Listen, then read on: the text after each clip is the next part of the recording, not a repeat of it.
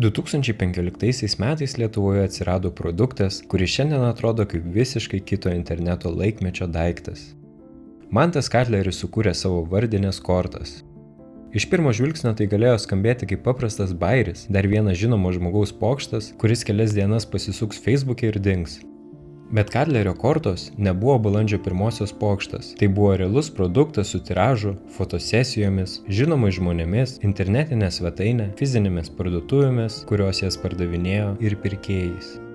Ši istorija įdomi ne vien dėl pačių kortų, ji įdomi kaip mažas 2015 metų lietuviško interneto pavyzdys.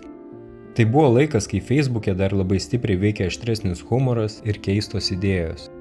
Tuo metu Mantas Katleris jau buvo gerai žinomas. Tai nebuvo švariai nušlifuotas influencerio įvaizdis, tokį, kokį matome šiuolaikiniuose influenceriuose, kur kiekvienas sakinys suderintas su reklamos agentūromis ar komunikacijos specialistais. Daug kas tuo metu veikia paprasčiau. Jeigu žmogus turėjo stiprų balsą internete, jis galėjo iš idėjos, kurie atrodo kaip bairis, padaryti realų produktą. Būtent taip ir atsirado Katlerio kortos. Pagal tuo metu publikuotus straipsnius, projekte dalyvauti buvo kviečiami ne tik žinomi žmonės, bet ir paprasti dalyviai. Fotosesijose pasirodė Agnes Landau, Jonas Nainys, Rolandas Mackevičius, Vaidotas Grincevičius, Daina Bilevičiūtė, Aušra Štukytė ir kiti. Pats projektas buvo pristatomas kaip paremtas sarkazmu. Viso projekto logika buvo tokia: pats daiktas yra bairis, bet tas bairis buvo padarytas kaip tikras produktas. Buvo pagaminta tik 3000 kaladžių, iš jų 500 pirkėjų turėjo gauti kortą su Manto parašu. Tai buvo aiškus riboto tiražo principas. Ne tiesiog nusipirk kortas, o jų bus tik tiek, kiek bus. Tokie dalykai internete veikia labai paprastai. Jeigu žmogus jaučia, kad daiktas gali greitai dingti, jis sprendimą priima greičiau.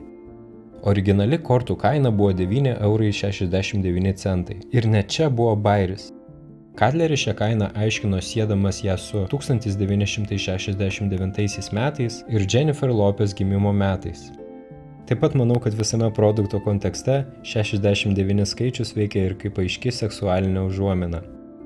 Kitaip tariant, net kaina nebuvo tik kaina, ji buvo produkto komunikacijos dalis. Čia ir yra vienas įdomiausių šito projekto dalykų. Katlerio kortos veikia ne todėl, kad žmonėms būtinai reikėjo naujos kortų kaladės, jie pirko idėją. Jeigu tau tuo metu patiko Katlerio humoras, kortos buvo ne tik žaidimas, tai buvo fizinis daiktas, kurį galėjai nusinešti į vakarėlį, parodyti draugams ir pasijuokti iš pačios idėjos. Tai buvo ne tiek kortos, kiek to laikmečio interneto bairis perkeltas į realų pasaulį. Tokie produktai dažnai veikia būtent dėl to, nes jie neparduoda labai aiškios naudos. Jie parduoda reakciją, žmogus perka todėl, kad jam smalsu, juokinga, arba jis nori būti to bairio dalimi. Pagal paties Manto pasakojimus tuo metu idėją įkvėpė senos kortos su erotiniais vaizdais. Vėliau su draugu jis nusprendė padaryti savo versiją, kur kortos vertė būtų susieta su žmogaus išvaizda. Tuo metu tai buvo pristatoma kaip sarkazmas, bet žiūrint iš šiandienos perspektyvos, dalis tokios komunikacijos skamba pasenusiai. Ne todėl, kad praėjo labai daug metų, o todėl, kad pats internetas per tą laiką labai pasikeitė. 2015 metais vieša erdvė buvo kitokia, kas šiandien laikoma reputacinė rizika, tada veikia kaip būdas pritraukti dėmesį. Mes su savo geriausiais draugais Jolita sugalvojom padaryti jums nuostabią šventę, tiksliau Panevėžio miestui labiau, nes kiekvienais metais Panevėžio miesto eglė būna labai Aštresnis humoras rinko komentarus, provokacija skatino žmonės dalintis, o mažesnis filtras dažnai buvo laikomas autentiškumo dalimi. Vaidučio, tu gal dar nori kažkokį žodį tarti?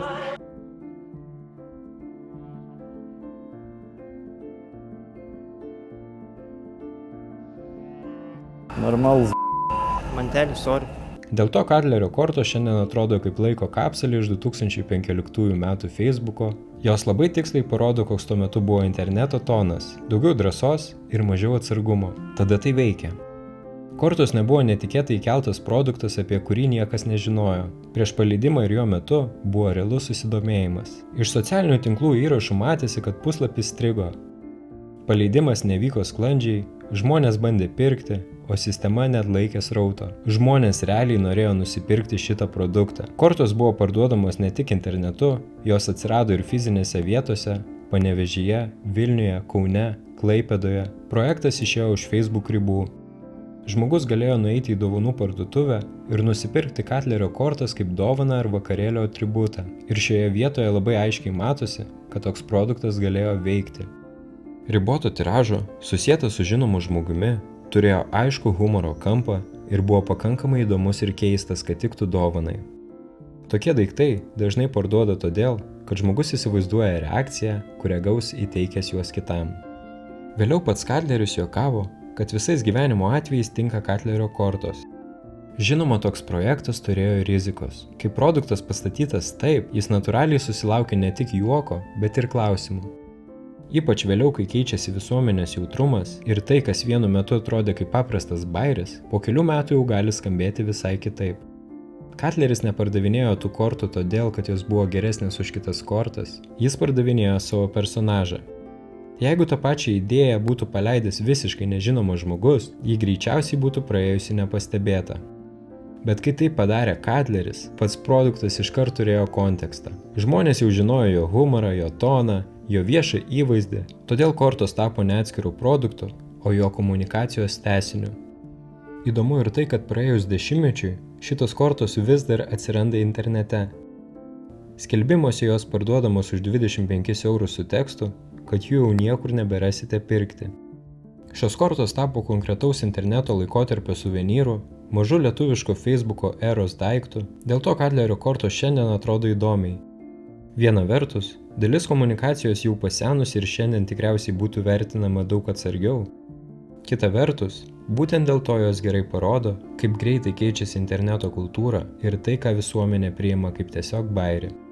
Jeigu tau patinka tokios lietuviškos istorijos apie internetą, verslą, žmones ir keistus kultūrinius reiškinius, kviečiu prisidėti prie kanalo narystės.